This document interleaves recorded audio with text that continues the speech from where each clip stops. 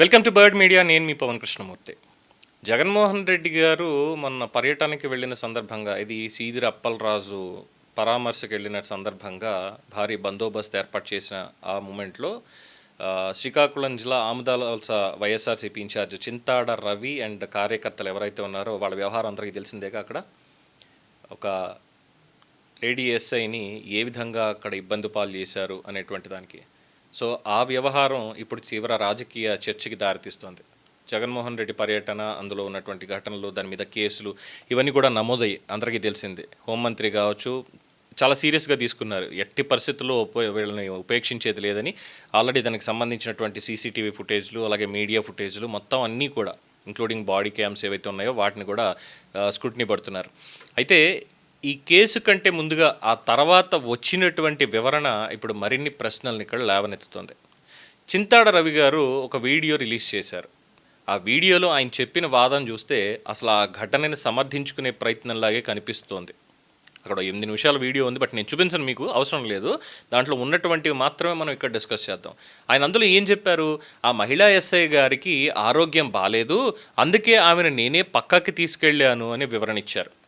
ఒకసారి ఆలోచించండి, ఒక పోలీస్ అధికారి అక్కడ విధుల్లో ఉన్నారు, ఆమెకి లేదా ఆయనకి ఆరోగ్యం బాగోలేదని చెప్పింది ఎవరు? ఎవరికి చెప్పారు?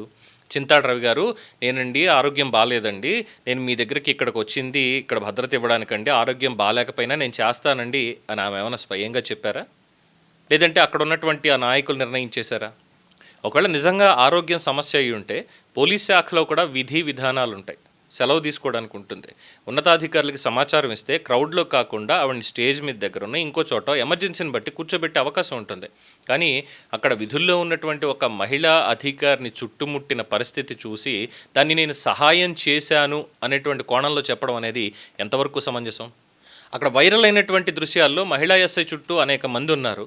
ఆమె తన విధులు నిర్వర్తించేందుకు అక్కడ ప్రయత్నించడం కనిపిస్తోంది. అలాంటి సమయంలో ఒక బాధ్యతాయుతమైనటువంటి నాయకుడిగా అక్కడ చేయాల్సిందేంటి?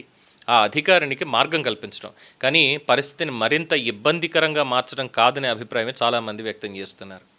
పైగా అక్కడ అంటారు, అక్కడ ఉన్నటువంటి కార్యకర్తలు జై జగన్ జై జగన్ అని అరుస్తుంటే ఆవిడ చెవులు మూసుకున్నారు అని. అంటే ఒక పోలీస్ అధికారి దగ్గరికి వెళ్ళి జై జగన్ అని అరవాల్సినటువంటి అవసరం ఏమొచ్చింది మీకు? పోలీసులను ప్రొవోకేట్ చేయడానికేగా. వాళ్ళు ప్రొవోకేట్ చేసి లాఠీచార్జ్ ఏదో చేస్తే ఇంకేముంది, మా మీద దాడి చేసేసారని చెప్పుకోవడానికేగా. ఇక మరోవైపు కేసు నమోదైన తర్వాత చింతాడ రవి పోలీసుల అదుపులోకి రాకపోవడం అనేది కూడా ఇక్కడ చర్చలకు కారణం అవుతోంది. సో కేసు నమోదు చేసేటువంటి సెక్షన్ల మీద ముందుగా ఆయనకి ఏమైనా సమాచారం ఇచ్చారా? వస్తే అది ఎలా వచ్చింది? కేసు వివరాలు బయటికి రాకముందే అసలు వీడియో సందేశాన్ని ఎలాగ రిలీజ్ చేశారు? ఈ ప్రశ్నలే ప్రస్తుతం కాస్త అనుమానంగా ఉన్నాయి.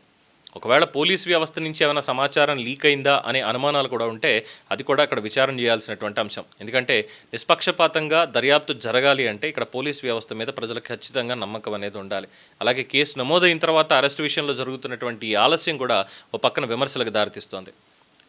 ఎంత అడ్వాన్స్డ్ టెక్నాలజీ ఉన్నప్పటికీ కూడా ఒక నిందితుడిని గుర్తించడం పోలీసులకు అంత కష్టమైన పని కాదు అనే అభిప్రాయం. ముఖ్యంగా ఇక్కడ ఇంకొక లాజిక్ కూడా తీసుకొస్తున్నారు. ఏంటంటే, అబ్బే లేదు వీళ్ళందరినీ అరెస్ట్ చేస్తామని చెప్తారు, కేసు నమోదు అవుతుంది, బట్ వీళ్ళని కోర్టు దాకా పంపించి లీగల్గా వాళ్ళు ఎలిబి తెచ్చుకునేదాకా వెయిట్ చేస్తారు, కోర్టులో ఒకవేళ బెయిల్ రాకపోతే అప్పుడు అరెస్ట్ చేస్తారు తీసుకెళ్ళి. ఎందుకంటే ఇది ఆల్రెడీ మనం చూసాం.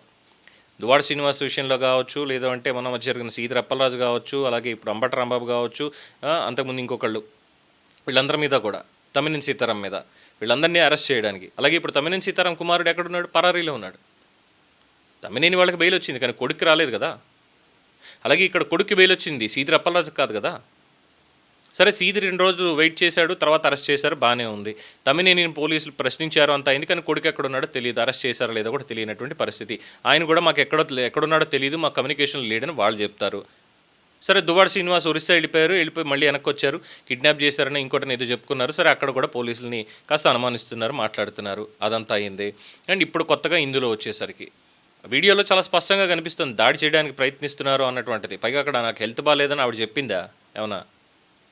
మరి ఇక్కడ పోలీసుల మీద కూడా అనుమానాన్ని చాలామంది వ్యక్తం చేయడం జరుగుతోంది. ఎందుకు వాళ్ళకి ఇంత లీనియన్స్ ఇస్తున్నారు వాళ్ళు అంటే? ఇంకా ఇక్కడ ప్రభుత్వం వైఎస్ఆర్సీపీ ప్రభుత్వం ఉందా, జగన్మోహన్ రెడ్డి ప్రభుత్వం నడుస్తోందా అని కూడా చాలామంది అభిప్రాయం వ్యక్తం చేస్తూ వస్తున్నారు. అయితే ఇక్కడ ఆలస్యం కారణంగా ముందస్తు బెయిలు, న్యాయపరమైనటువంటి అవకాశాలు పొందేందుకు వీళ్ళకి సమయం దొరుకుతోందా అన్నదే ఇందాక నేను చెప్పుకున్నటువంటిది. అదే ఇక్కడ డౌట్ మెయిన్.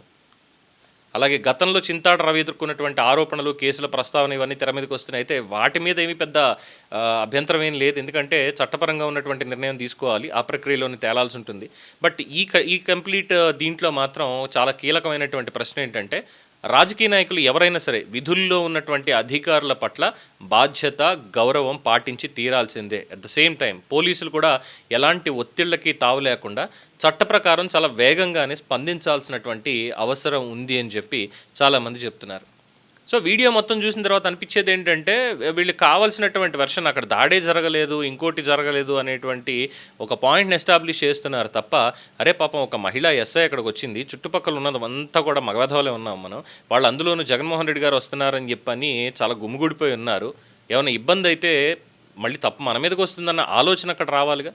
లేదు, అంతా జరగాల్సింది జరిగిన తర్వాత చివరాఖరికి వచ్చి ఇక్కడ మాట్లాడేది ఎలా ఉంది అంటే, అబ్బబ్బే లేదండి, లేదు మేము చేసింది ఏం లేదు, అక్కడ ఆవిడకి హెల్త్ బాగాలేదు అని చెప్పని అన్నారు, హెల్త్ బాగాలేదని చెప్పని అన్నారు కాబట్టే ఇలాగ అయ్యింది, అంతే తప్ప మీరు అనవసరంగా దీంట్లో తప్పులు వెతకడాలు, లేదంటే సోషల్ మీడియాలో తప్పుడు ప్రచారం చేయడాలు ఇవన్నీ కూడా చెప్పకూడదు అని చెప్పని అడుగుతున్నారు. మరి అలాంటి దానికి ఇక్కడ సమాధానం ఏమని చెప్పాలి?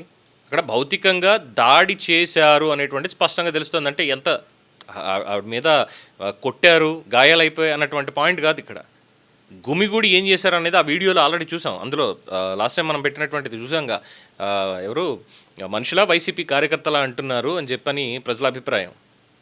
సో దాన్ని చూసిన తర్వాత వచ్చేది ఇక్కడ ఏం చెప్తున్నారు, ఆవిడేమైనా వచ్చి అయ్యా చింతాడ రవి గారు ఇప్పుడు ఇంత గుమ్మిగూడిపోయారు కదా మీరు అందరూ కూడా, నేను అక్కడికి వచ్చి నేను మీకు చెప్పాలి, నాకు హెల్త్ బాగాలేదని చెప్పాలి ఏమైనా వచ్చారు? ఆవిడ డ్యూటీ ఆవిడ చేసుకుంటూ వెళ్తున్నారు. మీ నిరసన కార్యక్రమం లేదంటే మీ స్వాగత కార్యక్రమం మీరు చేసుకుంటూ వెళ్ళినప్పుడు ఆవిడ డ్యూటీని కూడా ఆవిడ చేసుకొని ఇవ్వాలి. బట్ అక్కడ ప్రివెంట్ చేశారు, ఆవిడని డ్యూటీ చేయకుండా చేశారు.